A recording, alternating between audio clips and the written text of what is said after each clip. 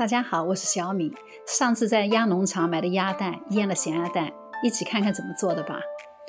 首先将鸭蛋用清水清洗干净，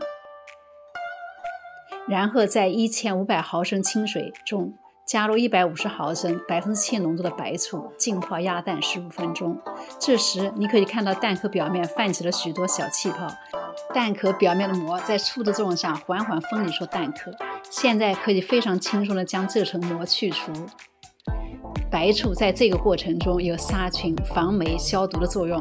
经过这样处理过的鸭蛋，吃起来是不是非常放心了？将鸭蛋再次清洗干净，看个个雪白亮丽。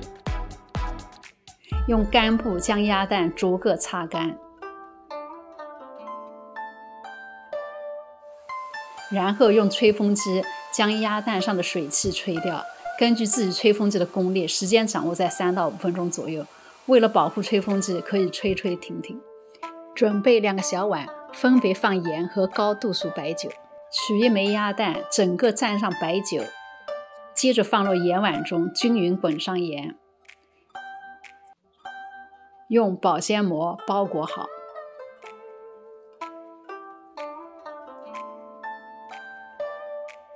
然后将鸭蛋逐个放入容器中，密封存放30天。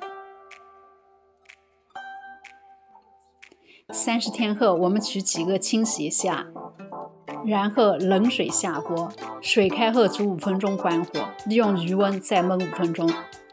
来，打开看看，各个蛋黄都油油粉粉的。做法非常简单，没有特别需要注意的地方，只要蛋足够新鲜，您也能以此成功。好嘞，喜欢我视频的就请关注和转发吧，谢谢您的支持。